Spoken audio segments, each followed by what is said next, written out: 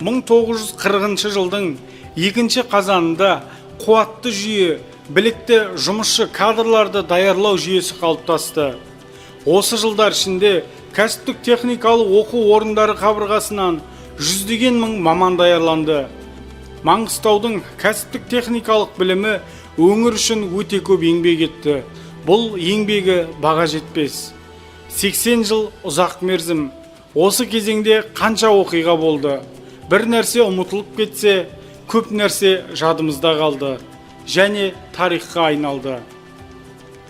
Маңғыстау облысында ең алғаш ашылған кәсіптік техникалық оқу орнына қазіргі Маңғыстау политехникалық колледжі жатады. Ол алғашында 1941 жылы Ембінефт бірлестігі мен сол кездегі Петровский атындағы завод базасында номер 9 Гурьев ремеслендік училищесі болып ашылды. Номер 5 кәсіптік мектеп, қазіргі Маңғыстау техникалық колледжі 1958 жылы Маңғыстау ауданының шаруашылықтарына маман механизатор кадрларын даярлап беру үшін номер 82 ауыл шаруашылығын механикаландыру училищесі болып ашылған.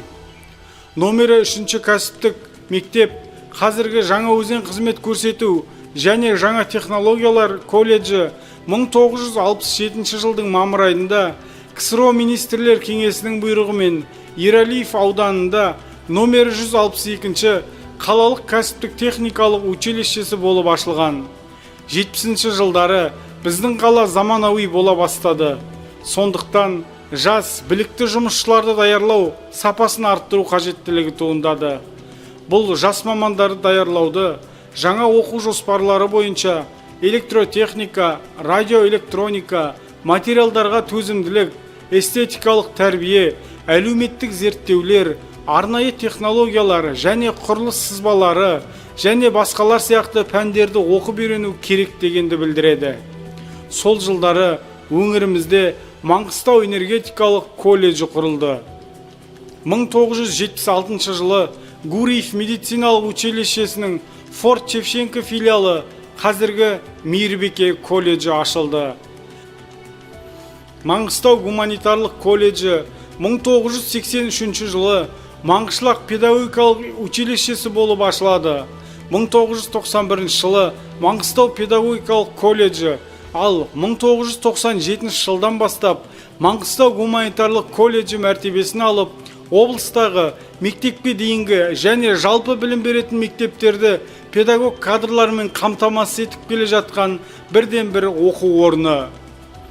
Оразмағамбет Тұрмағамбетұлы атындағы Маңғыстау индустриалды техникалық колледжі 1985 жылы Атырау политехникалық техникумының Жаңаөзен қаласындағы филиалы болып ашылып, 1991 жылы Жаңаөзен мұнай техникумы, ал 1995 жылдан Жаңаөзен мұнай және газ колледжі мәртебесімен қызмет жасап келеді. Кейінгі кезде оқытатын мамандықтарының өзгеруіне байланысты колледж аты да өзгерді. Маңғыстау облыстық медициналық колледжі 1985 жылы Маңғыстау облыстық медицина училищесі болып ашылды. 1996 жылдан бері Маңғыстау облыстық медицина колледжі болып қызмет жасап келеді. Номері 1 кәсіптік лицей, қазіргі Ақтау технологиялық қызмет көрсету колледжі 1986 жылы Шевченко пластикалық зауытына кадрлар даярлау мақсатында номер 6 кәсіптік техникалық училищесі болып ашылды. 1996 жылы номері 6 кәсіптік лицей, соңынан номері 1 кәсіптік лицей, кейіннен колледж мәртебесіне ие болды. ГПТУ 018 қазіргі мамандандырылған кәсіптік колледж 1991 жылы ашылды. Маңғыстау өнер колледжі министрлер кабинетінің қаулысымен 1993 жылдың қыркүйек айында Маңғыстау өнер училищесі болып ашылады. Соңынан оған Маңғыстау өнер колледжі статусы берілді. Ақтау қаласындағы медицина колледжі Меридиан медициналық колледж деген атпен 1994 жылы медико-санитарлық орталықтың базасында ашылды. Содан кейінгі даму деңгейі төмендегідей болды. 1996 жылы шетел тілдер колледжі, 1997 жылы 4 оқу орны Ақтау есептік технологиялар, Каспий өңірі болашақ және Қайнар колледждері, 2004 жылы 3 оқу орны Лингва және Бейнеу политехникалық колледжі, 2005 жылы 3 оқу орны Жаңаөзен политехникалық колледжі, Бейнеу гуманитарлық экономикалық колледжі, Қарақия кәсіптік колледжі, 2006 жылы Мұхамеджан Тынышпаев атындағы Қазақ көлік коммуникация академиясының Ақтау көлік колледжі, 2008 жылы Маңғыстау педагогикалық және салалық технологиялар колледжі, 2009 жылы Маңғыстау туризм колледжі ашылды, 2015 жылы Маңғыстау жоғары келешек колледжі, 2016 жылы Түпқараған гуманитарлық техникалық колледжі, 2018 жылы Есенов колледжі.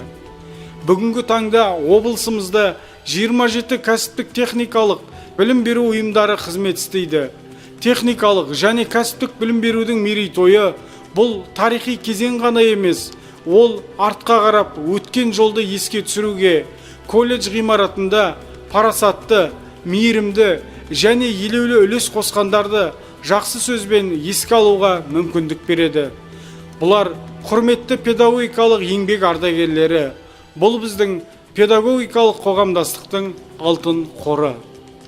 Иә, училищенің, ал қазір колледждің директоры болу кез келген уақытта оңай болған жоқ. 80 жыл ішінде колледждерде көптеген басшылар ауысты. Олардың барлығы өз күштерін, ақыл ойын, күш қуатын және махаббатын туған оқу орнына берді. Біз олардың есімдерін қуанышпен және мақтанышпен айтамыз. Олар Сүндетов Аманбек Махуұлы, Әліпбаева Бибінұр Саттарқызы, Жаңбыров Сұлтан Талпақұлы, Сыражанов Сәрсен, Ушакова Анна Васильевна, Күміспаева Гүлшара Ахметовна, Төлебек Тұрарбекұлы, Ибраев Бейбіт Тахиевич, Дүйсенов Баймұхамбет Мадиұлы. Қазақстанның техникалық және кәсіптік білім беру жүйесін дамытудың стратегиялық мақсаты, оны қоғамның және экономиканың индустриялық инновациялық дамуының әлемдік білім беру кеңістігіне кірігудің сұраныстарына сәйкес жаңғырту болып табылады. Техникалық және кәсіптік білім беруді жаңғырту бұл халықаралық талаптар мен цифрлық дағдыларды ескере отырып, жаңа технологиялық тұрғыдағы кадрларды дайындаудағы жаңа қадам.